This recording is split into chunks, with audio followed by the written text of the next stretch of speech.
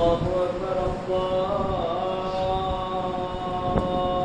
أكبر أشهد أن لا إله إلا الله أشهد أن لا إله إلا الله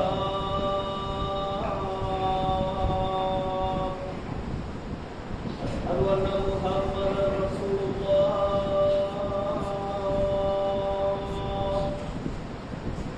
أشهد أن محمدا رسول الله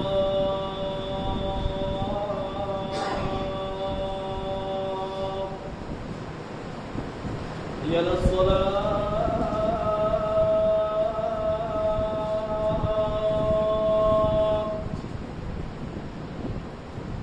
حي على الصلاة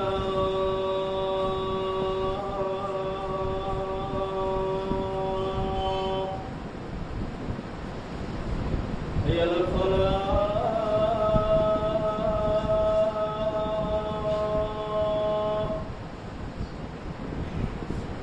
حي على الفلاح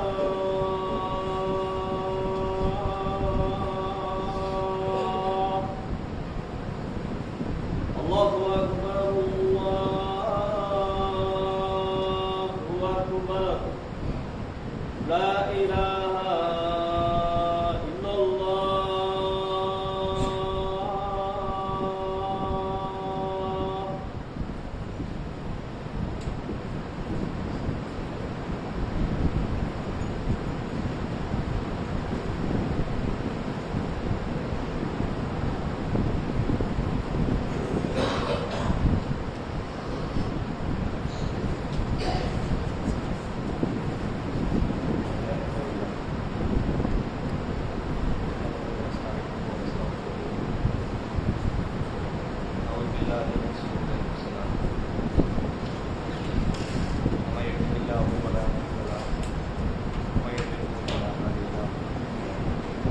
وأشهد أن لا إله إلا الله وحده لا شريك له وأشهد أن محمدا عبده ورسوله يا أيها الذين آمنوا اتقوا الله حق تقاته ولا تموتن إلا وأنتم مسلمون يا أيها الناس اتقوا ربكم الذي خلقكم من نفس واحدة وخلق منها زوجها وبث منهما رجالا كثيرا ونساء واتقوا الله الذي تساءلون به والأرحام إن الله كان عليكم رقيبا يا أيها الذين آمنوا اتقوا الله وقولوا قولا سديدا يصلح لكم أعمالكم ويغفر لكم ذنوبكم ومن يطع الله ورسوله فقد فاز فوزا قال نبينا صلى الله عليه وسلم إن أصدق الحديث كتاب الله وأحسن الهدي هدي محمد وشر الأمور محدثاتها كل محدثة بدعة وكل بدعة ضلالة وكل ضلالة கண்ணியத்திற்குரிய எல்லாம் வல்ல தெய்வீகம் நல்லடியார்களே,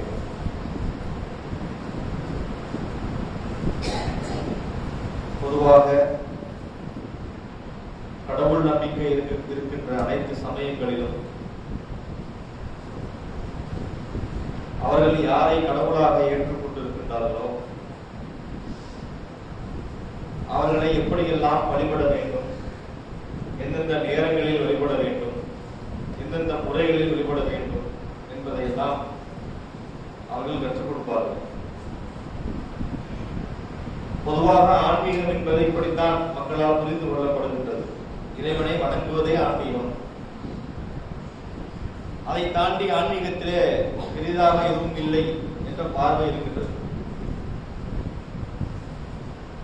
ஆனால் இஸ்லாமிய மார்க்கம் அப்படிப்பட்ட ஒரு மார்க்கம் அல்ல.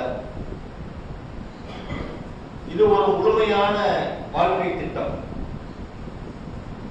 ஒரு மனிதன் பிறந்தது முதல் இறக்கின்ற வரை அவன் எப்படியெல்லாம் நடந்து கொள்ள வேண்டும் அவனுடைய வியாபாரம், அவனது திருமணம், அவனது குழந்தை வளர்ப்பு என்ற அனைத்திற்குமே வழிகாட்டுகின்ற மார்க்கமாக இஸ்லாமிய மார்க்கம் இருக்கின்றது. வழிபாடு மட்டும் இங்கு சொல்லித் தரப்படவில்லை. ஒரு மனித வாழ்க்கைக்கு வழிபாடு எவ்வளவு அவசியமானதோ அதே போன்று பண்பாடும் மிகவும் அவசியமானது. ஒருவரை நாம் நல்ல மனிதன் எப்படி சொல்லுவோம்? எல்லா மனுஷனும் நல்ல மனுஷன் நம்ம சொல்றது இல்லையே. சிலரை பார்த்தால் நமக்கு கண்குளிர்ச்சி ஏற்படுகின்றது, சிலரை பார்க்கும் போது வெறுப்பும் ஏற்படுகின்றது. அது ஏன் ஏற்படுகின்றது அப்படின்னு சொன்னா, அவர்கள் அது மாதிரியான ஒரு பாதிப்புகளை நமக்கு உண்டாக்கி இருப்பாங்க. ஒருத்தர் நம்முடைய சொத்தை அபகரித்து விட்டு சென்றிருப்பான், நமக்கு சொந்தமான சொத்தை அபகரிச்சு போயிருப்பான். அவனை பார்க்கும் போது கண்குளிர்ச்சியா வரும், எரிச்சல் தரம் வரும். இப்படியான பண்பாடுகள் மக்கள் மத்தியிலே நிறைய இருக்கின்றது. ஒரு மனிதனுக்கு வழிபாடு எவ்வளவு அவசியமோ நல்ல பண்பாடும் அவசியம். அதனால்தான் நமது பண்பாடு எப்படி இருக்க வேண்டும், பழக்க வழக்கங்கள், குணங்கள் எப்படி இருக்க வேண்டும் என்பதையெல்லாம் இஸ்லாமிய மார்க்கம் நமக்கு வழிகாட்டுகின்றது. அதிலே மிக முக்கியமாக நாம் கவனிக்க வேண்டிய விஷயம் என்ன அப்படின்னா, சில காரியங்களை பல ஆண்டுகளாக செய்கின்ற பழக்கத்தின் காரணத்தினால் நம்ம லேசா சில விஷயங்கள் பண்ணிடுறோம். அது பாவம் என்பது தெரியும், அது பற்றி மார்க்கத்தில் சொல்லப்பட்டிருக்கும். ஆனால் ஒரு உணரப்படாத தீமையாக இருக்கும். அதுல நம்ம என்ன கவனிக்கிறோம் அப்படின்னா, அடுத்தவர்களை பற்றிய கூடுதலான அக்கறையை நம்ம வெளிப்படுத்துகின்றோம். நல்ல விதமான அக்கறை வெளிப்படுத்துவது என்பது வேறு. இப்ப நபிகள் நாயகம் ஸல்லல்லாஹு அலைஹி வஸல்லம் அவர்கள் தன் சமுதாயத்திலே மக்கள் எப்படியெல்லாம் வழிகட்டு போகின்றார்கள் என்பதை பற்றி கவலைப்பட்டார்கள். அங்கலாய்த்து சில நேரங்களில் பேசி இருக்கின்றார்கள். ஒரு நபிமொழியிலே பார்க்கின்றோம், இன்னமா மசலி மசல உம்மத்தி கமத்தலி ரஜுலின் இஸ்தௌகத நார. எனக்கும் என் சமுதாய மக்களுக்கும் உரிய உதாரணம் என்னவென்றால், ஒரு நெருப்பிலே வெட்டில் பூச்சிகள் விழுவதை போல ஒரு மனிதன் நெருப்பை மூட்டுகின்றான். இஸ்தௌகத நாரன், ஒரு மனிதன் நெருப்பை மூட்டுகின்றான். ஜாலத்தின் தவாமோ ஒரு பராசி எக்கரானி, அதிலே பூச்சிகள் போய் வெட்டில் பூச்சிகள் போய் விழ பார்க்கின்றன. அது மாதிரி நரக நெருப்பிலே மக்கள் விழ பார்க்கின்றார்கள். நான் அவர்களுடைய இடுப்புகளை பிடித்து இழுக்கின்றேன். இவர்கள் இந்த நரகத்திலே விழுந்துவிடக் கூடாது என்பதற்காக நான் அவர்களை அக்கறையோடு இழுத்து பார்க்கின்றேன் என்று நபிகளுக்கு சொன்னாங்க. அதை தாண்டி மக்கள் போய் விழுகிறாங்களே என்று கவலைப்பட்டார்கள். அல்லக்க வாகிம் நஃப்ஸக அலா ஆசாரியும் அல்லம் யுமினு பிஹாதல் ஹதீதி அஸஃபா. இந்த செய்தியை இந்த மக்கள் ஏற்றுக்கொள்ளாத காரணத்தினால், இந்த போதனைகளை, அறிவுரைகளை, இஸ்லாமிய மார்க்கத்துடைய சட்டதிட்டங்களை அந்த மக்கள் ஏற்றுக்கொள்ளாத காரணத்தினால் அவர்களுக்காக கவலைப்பட்டு உங்களை நீங்களே மாய்த்துக் கொள்வீர் போலும் என்று அல்லாஹ் ரசூலுல்லாஹ்வுக்கு சொல்றான். ஏன் இவ்வளவு கவலைப்படுறீங்க? கவலைப்படுறது தப்பு இல்லை.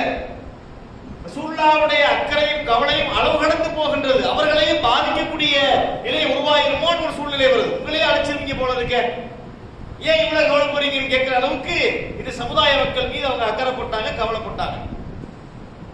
நம்ம வர்ற கவலைகள் அப்படிப்பட்டதாக நம்ம அதை யோசிச்சு பார்க்கணும். ரசூலுல்லாஹ் பட்ட கவலை, அக்கறை என்பது வேறு.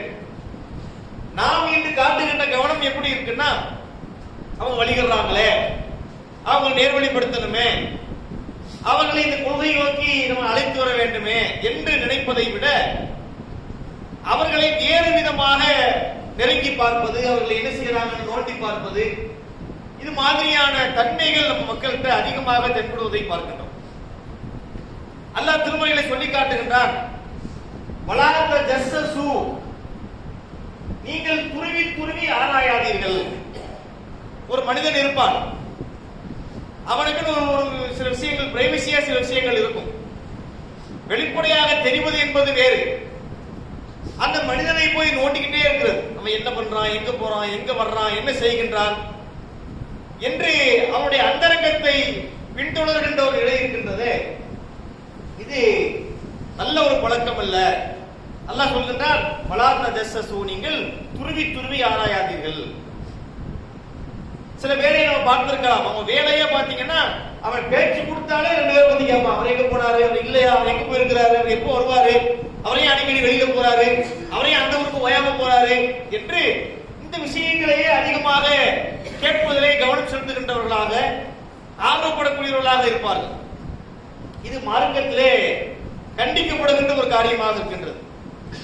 நபிகள் நாயகம் ஸல்லல்லாஹு அலைஹி வஸல்லம் அவர்கள் சொன்னார்கள், இன்னக்க இனித்தவாக்க அவுராத்தின் நாஸ் ல ஃபஸத்தஹும் அவ் கிருத்த அன் துஃசிதஹும்.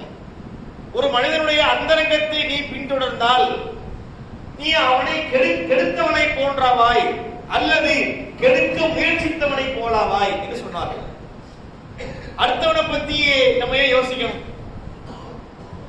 அடுத்தவனை பற்றி நல்ல விதமாக யோசித்து அவனுக்கு உதவி செய்வது என்பது வேறு. என்னெல்லாம் பண்றான் போறான்னு சொல்லி கண்ணில் விளக்கெண்ணெய் ஊத்தி பார்த்து கொண்டிருப்பது என்பது நல்ல வழக்கம் அல்ல. சில பெண்களை எல்லாம் நம்ம பார்த்திருக்கோம். ஒரு வீட்டுக்கு கல்யாணம் பண்ணி கொடுத்த பொண்ணு வீட்டுக்கு வந்திருக்கும். அதாவது கல்யாணம் பண்ணி கணவர் வீட்டுக்கு சென்ற பெண் இடைப்பட்ட காலங்களிலே தாய் வீட்டில் இருப்பதற்காக வேண்டி வந்திருப்பாள். வந்த பெண்கள் ஓரிரு நாட்களிலே திரும்பி போயிட்டான்னு சொன்னா அவள் தப்பித்தாள். ஒரு வாரம் தங்கிட்டான்னு வைங்க, உடனே அதை போய் கேள்வி கிராஸ் பண்றது, ஏன் இந்த பிள்ளைக்கு இருக்கு, ஏன் போகல, இது பிரச்சனையோ, புருஷனுக்கு அவருக்கு எது சண்டை வந்து விட்டதோ, மாமியாருக்கு இந்த பிள்ளைக்கு ஒத்து போகலையோ என்று கேள்விகளை கேட்டு நோண்ட ஆரம்பிச்சிருவாங்க. அதாவது புலனாய்வு துறை என்று ஒரு துறை இருக்கிறது. நம்முடைய தமிழக அளவிலும் சரி, ஒன்றிய அளவிலும் சரி, சிபிஐம்பாங்க, இன்வெஸ்டிகேஷன் பண்ணுவாங்க, பீரோ வச்சிருப்பாங்க அதுக்குன்னு. அது அவங்க போய் என்ன செய்வாங்கன்னா பல இடங்களில் புலனாய்வு பண்ணி துப்பு துலக்கி ஒரு கொலை நடந்துச்சுன்னு சொன்னா அந்த கொலை எப்படி நடந்திருக்கும், சும்மா கொலை கலந்த கண்டுபிடிக்க வெத்தில மை போட்டா கண்டுபிடிக்க முடியும், அதெல்லாம் கண்டுபிடிக்க முடியாது. அப்ப என்ன செய்வாங்கன்னா இங்க போய் துருவி ஆராயவங்க, யாரு இவர், என்ன இவர் எங்க இருக்காரு, சந்தேகப்படும்படி யார் இருக்கா, யாருக்கு நடத்தையிலே ஒரு டவுட் இருக்கிறது என்பதையெல்லாம் நோண்டி கிண்டி என்ன செய்வாங்க, ஏதாவது ஒரு துப்பு கிடைக்கிறதா என்று பார்ப்பார்கள். இவர்கள் அதிகாரிகள், இதற்காக வேண்டியவர்களுக்கு ஊதியம் வழங்கப்படுகின்றது. ஆனா நம்ம ஊர்களில், நம்ம தெருக்கல்ல ஊதியமே வாங்காத பல சிபிஐ அதிகாரிகள் இருக்கின்றார்கள். அவங்க வேலை என்ன, அடுத்த ஆளை பத்தியே விசாரிச்சுக்கிட்டே தெரியுது. இது நமக்கு தேவையில்லாத விஷயம். இது நம்ம கவனத்தில் கொள்ள வேண்டும். இன்னொன்னு என்ன பார்க்கிறோம் என்று சொன்னால், அடுத்தவர்களை பற்றியான பேச்சுக்கள் நம்ம இடத்துல நிறைய இருப்பதை பார்க்கலாம். ஒரு மனிதனிடத்திலே ஒரு தப்பு இருக்கு அப்படின்னு சொன்னா அவனிடத்துல நம்ம முடிஞ்சா நேரடியாக சொல்லணும், எப்பா நீ தப்பு பண்ற, அதை திருத்திக்க, அதை மாத்திக்க. அது நன்மையை தீமையை தடுத்ததாக எடுத்துக்கொள்ளப்படும். அதுக்கு அல்லாஹ்விடத்துல கூலியும் கிடைக்கும். நம்ம சொல்றதை விரும்பினா அவன் ஏற்றுக்குவான், இல்லாட்டி மறுத்துட்டு போவான். அவனுக்கும் அல்லாஹ்வுக்கும் உள்ளது, சொன்ன கூலி எல்லாம் நமக்கு தந்துடுவான். அதே விஷயத்தை அவன் இல்லாத போது சொல்வது என்பது மார்க்கத்திலே ஏற்றுக்கொள்ள தகுந்ததா? கண்டிப்பாக இல்லை. அதான் புறம் பேசுறதுங்கிறோம். சொல்றாங்க, இக்ருக்க அஹாக்க பிமா யக்ரஹு, நீ எதை பேசுவதை உன் சகோதரன் வெறுப்பானோ அதை நீ பேசுகிறாயே அதுதான் புறம்னாங்க. ஒருத்தர் இருக்கும் போது பேசுவதை யாரும் புறம்னு சொல்றது, ஒருத்தர் இருக்கிறான், ஏங்க இப்படி பண்றாருங்க, அவரை மாத்திக்க சொல்லுங்க அப்படின்னு ஒருத்தர் சொல்றது, அவர்கிட்டே சொல்றோம், அது வேறு. அவன் அங்கதான் இருந்திருப்பான், பலருடைய ஏழைகள் உட்கார்ந்து இருப்பான். அவனை பத்தி எந்த பேச்சும் பேசாமல் அங்க இருந்து போன உடனே இப்ப போனானே இவன் யார் தெரியுமான்னு ஆரம்பிக்க வேண்டியது. அவ்வளவு அங்கதான் உட்கார்ந்து இருந்தான், அப்ப பேச வேண்டியதானே. அவனை போக விட்டு சொன்னதும், போக விட்டு புறம் சொல்லி திரிய வேண்டாம் தமிழ்ல சொல்லுவான். சின்ன பிள்ளைக்கு ரைட்ஸ் பண்ணி செய்வாங்க, சொல்லி கொடுக்கும் போது ஓதாமல் ஒரு நாளும் இருக்க வேண்டாம் அப்படி சொல்ற மாதிரி, போக விட்டு புறம் சொல்லி திரிய வேண்டாம், இருக்கிற வரைக்கும் சொல்லாம அவனை போக விட்டு பேசுறது, இது மார்க்கத்திலே தடுக்கப்பட்ட ஒரு விஷயமா இருக்கின்றது. அடுத்தவர்களை பற்றிய விஷயங்களை கவனம் செலுத்துறது. திருமறையிலே அல்லாஹ் சொல்லுகிறான், நீங்க நான் எழுத்த பாலுக்கும் பாலன், உங்களில் யாரும் யாருடைய சகோதரரை பற்றி புறம் பேச வேண்டாம். அப்படி பேசுனீங்கன்னு சொன்னா அது ஒரு மோசமான உதாரணத்தை அல்லாஹ் சொல்லுகிறான். அது எப்படிப்பட்டதுன்னு சொன்னா, யாக்குல லஹ்ம அஹீஹி மைத்தன், அது உன் சகோதரனுடைய மாமிசத்தை சாப்பிடுவதை போன்றது, அதை விட மோசமானது என்று அடுத்தவர்களை பற்றி பேசுவதை திருமறை குர்ஆனும் கண்டிப்பதை பார்க்கிறோம். இதை ஒரு குற்றம் என்று எடுத்துக்கொண்டால் இன்னைக்கு நம்மள யாராவது தப்பிக்க முடியுமா? முடியுமா? யோசிச்சு பார்க்கணும். ஒரு நேரம் கிடைத்தா, ஒரு சிறிய நேரம் கிடைச்ச உடனே அடுத்தவங்களை பத்தி பேச்சு வந்துருதே. அவன் எப்படி? அவன் ஒரு ஆகாவளிங்க, கோவை வெட்டான்னு சொல்வதாக இருந்தால் அவன் ஒரு உருப்படாதவன், அவனை விளங்காதவன், அவன் ஒரு வெத்து வேட்டு, அவன் ஒரு தண்டை சோறு. அது தண்டை சோறு என்று சொன்னால் அது அவனுக்கும் அவன் குடும்பத்துக்கும் உள்ள பிரச்சனை, அதை குடும்பத்தார் பார்த்துக் கொள்வார்கள். அப்படி அடுத்தவர்களை பற்றியே நம்ம பேசிக் கொண்டிருத்தல் என்பது நமது கண்ணியத்திற்கு ஏற்றது அல்ல. அது இஸ்லாமிய மார்க்கத்திலே மரியாதைக்குரிய காரியம் அல்ல என்பதை நாம் உணர வேண்டும். ஏன்னா நம்முடைய பேச்சுக்கள், அடுத்தவர்களை பற்றிய பேச்சுக்கள் ரொம்ப அதிகம் வருது. சில நேரங்களில் நீங்க பாத்தீங்கன்னா புறம் பேசுவதற்கு வாய்ப்புகளே கூட இருக்காது. அந்த மாதிரி நேரத்துல கூட போய் இவங்க புறம் பேசுவாங்க. அதாவது தாவா பண்ணுவதற்கு கஷ்டமான இடத்துல போய் தாவா பண்றது ஒண்ணு இருக்குது. அதுக்கெல்லாம் காட்டுற ஆர்வத்தை விட எதுல ஆர்வம் இருக்கும்? அடுத்தவனை பத்தி புறம் பேசுறது. அது பேசுவதற்குரிய சபையாக இருக்காது. அவசரமா போயிட்டு இருப்பாங்க. இவருக்கு அவசரம், அவருக்கு அவசரம். ட்ரெயினை பிடிக்க போறாங்க.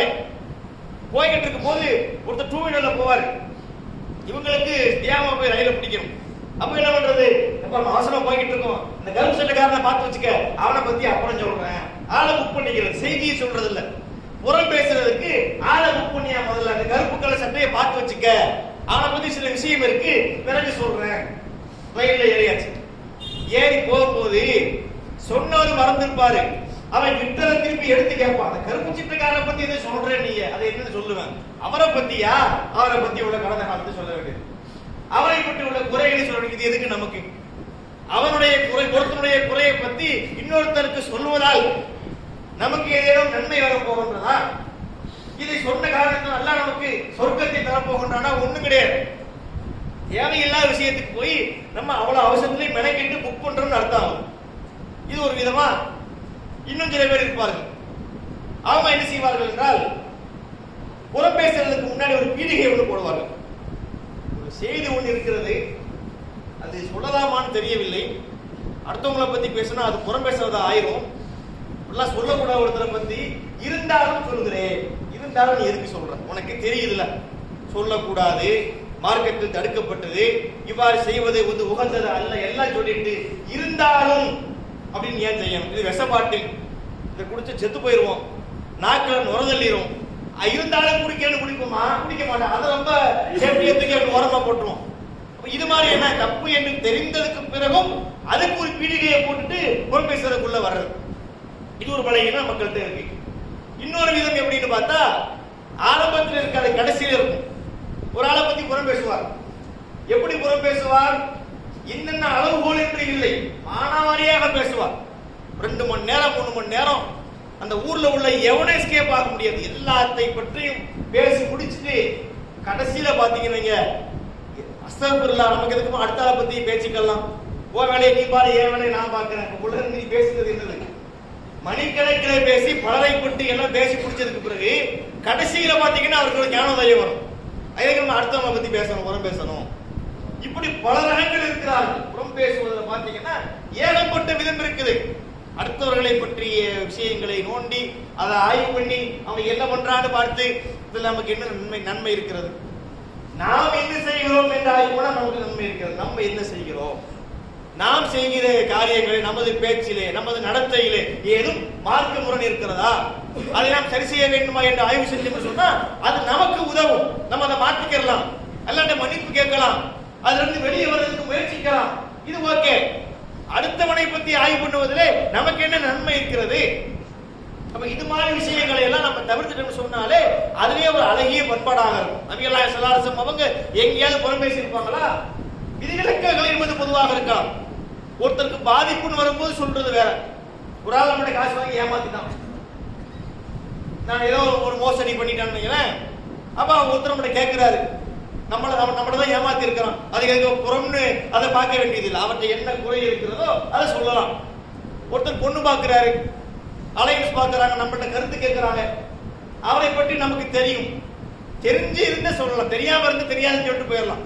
சில பேர் பாத்தீங்கன்னா தெரிஞ்சுதான் சொல்ல மாட்டாங்க, அதுக்கு நமக்கு வம்பு. அப்படி பார்க்க வேண்டியது, நமக்கு நியாயமாக தெரிந்தால், இல்லைங்க அவர் நல்ல மனிதர் தான், ஆனா இந்த ஒரு பிரச்சனை இருக்கிறத பார்த்துருக்கிறேன், கொஞ்சம் கூடுதல் விசாரிச்சு கூட சொல்லிக்கலாம். எதுவுமே சொல்லாம இருக்க வேண்டியது. ரசூலுல்லாஹ் சொன்னாங்களா இல்லையா? ரசூலுல்லாஹி அவங்க வந்து சஹாபாக்கள் வந்து பெண் பார்க்கும் போது சொல்லி இருக்கின்றார்கள். ஒரு பெண்மணி வந்து கேட்கிறாங்க, ஒரு பெண்மணி விஷயமாக கேட்கப்படுது, சஹாபாக்கள் இந்த ஆட்களை நாங்க வந்து மாவியாவை பெண் பார்த்திருக்கிறோம், மாப்பிள்ளையா பார்த்திருக்கிறோம், இன்னொருத்தரை பார்த்திருக்கோம் சொல்லும்போது ரசூலுல்லாஹி செஞ்சாங்க, அவர் கொஞ்சம் செலவழிக்க மாட்டாரு, கொஞ்சம் கட்டுத்தரம் உடையவராக இருப்பார். இன்னொருத்தர் அப்படின்னு சொன்னா அவர் ரொம்ப அடிக்கக்கூடியவராக இருப்பார், ரொம்ப கோபக்காரரு, அடிச்சிருவாரு, பாத்துக்கங்க. மற்றபடி எல்லாம் ஓகேனா. சஹாபாக்கள் விஷயத்துல கூட அவங்களுடைய நேர்மையான பார்வையை அவர் என்ன செஞ்சாங்க, மக்களுக்கு அவர் கேட்கும் போது சொல்லி இருக்கிறாங்க. அந்த மாதிரி விஷயங்கள் என்பது புறத்துல இல்லை, அது நம்ம விதிவிலக்கா எடுத்துக்கலாம். அது அல்லாத விஷயங்களை நம்ம எதுக்கு கவனம் செலுத்தணும், அடுத்தவனை பத்தி நம்ம எதுக்கு பேசணும், அதுல நமக்கு என்ன நன்மை இருக்கிறது என்பதையெல்லாம் நம்ம கவனிக்க வேண்டும். நம்முடைய வாழ்க்கையிலே இது ரொம்ப அதிகமாக இருக்கிறது. ரெண்டு பேரும் சேர்ந்துட்டாங்கன்னு சொன்னாலே இந்த விஷயங்கள் எல்லாம் அதிகமான பேச்சுக்கள் வருவதை பார்க்கின்றோம். அப்ப இந்த விஷயங்கள்லாம் நம்ம களைய வேண்டி இருக்கின்றது. எப்படி நாம் நன்மைகளை செய்து நன்மைகளை சேர்த்து வைக்கிறோம், நன்மைகள் மட்டும் சேர்றது இல்ல, பாவங்களும் சேர்கிறது. நன்மைகளும் பாவங்களும் இருக்கப்பட்டு தான் ஒரு மனிதனுடைய மறுமை வெற்றி தீர்மானிக்கப்படுகின்றது. பமன் தக்குலத் மவாசீனுஹு ஃபஹுவ ஃபீ ஈஷத்திர் ராலியா. யாருடைய நன்மை தட்டுக்கள் கடத்தி விட்டனவோ அவரு ஒரு பொருத்தத்திற்குரிய வாழ்க்கையிலே இருப்பார். மன் ஹஃபத் மவாசீனுஹு ஃப உம்முஹு ஹாவியா. யாருடைய நன்மை தட்டுக்கள் எடை குறைந்து விட்டதோ, தீமையினுடைய தட்டுக்கள் எடை அதிகரித்து விட்டதோ, அவர் ஹாவியா என்கின்ற நரகத்திலே இருப்பார்.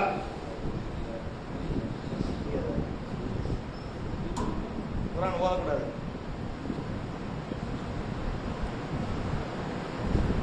அப்போ நன்மையினுடைய எடை தட்டுக்கள் அதிகரித்தால்தான் அவருடைய மறுமை வெற்றி உறுதி செய்யப்படுகின்றது. நன்மையும் பண்றோம், பாவமும் பண்றோம். அப்ப அல்லாஹ் என்ன செய்வான், நின்றை நிறுத்து பார்ப்பார். நன்மைகளை செஞ்சுக்கிட்டே இருக்கணும்னு சொன்னா அப்ப மட்டும் வெற்றி பெற முடியாது. பாவ கணக்கு இல்லாமல் இருக்கணும், அல்லது நன்மைகளை விட குறைந்ததா இருக்கணும் அப்படின்னு மார்க்கம் சொல்லுதுல. இன்று நம்ம இது மாதிரியான புறம் பேசுவது, பொய் பேசுவது, இந்த மாதிரி பண்பாடு விஷயத்திலேயே நாம் செய்கின்ற பிள்ளைகளின் காரணத்தினால் அவனுடைய மறுமை வெற்றி பாதிக்கப்படுகின்றதா இல்லையா? அப்ப இவை அனைத்தையுமே நாம் கவனத்தில் கொள்ள வேண்டும். இது ஒன்று இருக்குங்க. இன்னும் சிலருடைய நிலை எப்படி இருக்குன்னா, அவர் யாரை பத்தியும் குறை பேச மாட்டார். எத்தனை கேட்டகரி இருக்குன்னு பாருங்க இதுல. அவர் யாரை பத்தியும் குறை பேச மாட்டார், ஆனா சொல்றதை கேட்டுக்கிறார். உண்மையதான் பாய். டபுள் வேணா என்ன, வரும் போகும், நீ சொல்லு நானும் சொல்றேன், அது டபுள் வே. ஒன் வேணா என்ன, நீ சொல்லு நான் கேட்டுக்குவேன், ஆனா நான் எதையும் சொல்ல மாட்டேன். இது எப்படின்னு சொன்னா, அந்த புறம் பேசுவதற்கு கம்பெனி கொடுக்குற மாதிரி. சொல்லுப்பா, நீ என்னன்னாலும் சொல்லு நான் கேட்டுக்கிறேன் என்பது போல அப்படி சில பேர் இருப்பார்கள். இதுவும் நல்லது கிடையாது. அடுத்தவரை பத்தி சொல்வதை கேட்பதில் சிலருக்கு ஆனந்தம் இருக்கும். அவர் எல்லாத்தையும் அவர்கிட்ட கேட்டீங்கன்னா ஃபிங்கர் டிப்ல வச்சிருப்பாப்ல. ஒரு விஷயம் சில ஊர்ல சில கேரக்டர்கள் இருப்பார்கள். ஒரு தகவலா அந்த தெருவுல அந்த கடைக்காரன் இருக்கிறான் பாரு, அவன்கிட்ட போய் கேளு, அவனுக்கு எல்லா தகவலும் தெரியும். எப்படி தெரியுது அவனுக்கு? எல்லாம் போய் அடிச்சுக்குவாங்க, அங்க போய் அவர் போய் ரிப்போர்ட் பண்ணிடுவாங்க. காலையில என்ன கடையை திறந்ததுல இருந்து அவர் வியாபாரம் பண்றாரோ இல்லையோ எல்லாவற்றையும் செய்திகளை பூரா அனலைஸ் பண்ணி அவர் சேகரிச்சு வச்சுக்கிறார். இதுவும் நல்ல ஒரு வழக்கம் கிடையாது. சில நமக்கே சில ஒரு பார்வை இருக்கும். என்னன்னா, ஒருத்தர் நம்மள்ட்ட வந்து எல்லா விஷயத்தையும் சொல்லுவார், அடுத்தவரை பத்தி சொல்லுவார். நமக்கு அவர் மேல ஒரு பயங்கரமான ஒரு மதிப்பு வந்துடும். என்ன மதிப்பு? எல்லா தகவலையும் சொல்றாரு, பாய் நல்ல பாய், ரொம்ப தங்கமான ஆள், எல்லா தகவலும் நம்மகிட்ட சொல்லிடுவாரு அப்படின்னு நம்ம நினைக்கிறோமே, டேஞ்சரான ஆளுகள் அர்த்தம். எப்போது ஒருவர் இன்னொருத்தருடைய செய்தி கொடுத்து நம்மகிட்ட சொல்றாரோ அவர் எந்த வழக்கமுடையவர் ஆயிடுறாரு? ஒருத்தரை பற்றி இன்னொருத்தருக்கு சொல்லக்கூடிய வழக்கமுடையவர் அப்படின்னு ஆயிடுறார். இப்படி சொல்லக்கூடியவர் எப்படி வெளியிலிருந்து நம்மகிட்ட சொல்றாரோ அதே போல நம்மகிட்ட உள்ளதை வெளியே சொல்லுவாரா இல்லையா? இந்த பழக்கம் அவர்கிட்ட இருக்குல்ல, அது மார்க்கத்தில் தடுக்கப்பட்ட நடைமுறையா இருக்கா இல்லையா? இப்ப மார்க்கத்திலே தடுக்கப்பட்ட ஒரு நடைமுறையை வச்சு இன்னொருத்தரை பற்றி நம்ம சொல்றது என்ன அர்த்தம்? இந்த ஆள் டேஞ்சரான ஆளு, வெளியே உள்ளது நம்மகிட்டையும் சொல்றாரு, அதே போல நம்மகிட்ட உள்ள தகவலை வெளியே சொல்லுவார்னு அதுக்கு அர்த்தம். அப்ப இந்த மாதிரி விஷயங்கள் அனைத்தையுமே நாம் கவனத்தில் கொள்ள வேண்டிய விஷயமா இருக்கு. மார்க்கம் எப்படிப்பட்ட மார்க்கம்னு பாருங்க, எல்லாத்துக்குமே வழிகாட்டுதுங்க. பழைய மார்க்கம் குர்ஆன் இந்த நடைமுறைக்கு ஒத்துவராது சில பேர் பேசுகிறார்கள். இதுல சொல்லப்பட்டதை போல சட்டங்களை இங்க உலகத்தில் வரை எங்குமே பார்க்க முடியாது. அவ்வளவு சிறந்த முறையிலே மார்க்கம் நமக்கு வழிகாட்டி இருக்கின்றது. இந்த அழகிய பண்பாடுகள் நம்மிடத்திலே மேம்பட வேண்டும். வழிபாடுகள் மட்டும் நம்மை சொர்க்கத்தில் சேர்க்காது, அதற்கு நல்ல பண்பாடுகளும் அவசியமாகின்றது. அப்படிப்பட்ட நல்ல பண்புகளை வளர்த்துக் கொள்கின்ற நன்மக்களாக நம்ம மாற வேண்டும். வள்ளலார் நம் அனைவருக்கும் இந்த வாய்ப்பினை வழங்குவானாக என்று கேட்டு என் முதல் உரையை நிறைவு செய்கின்றேன். வாஹிருதவானா அனில் ஹம்துலில்லாஹி ரப்பில் ஆலமீன்.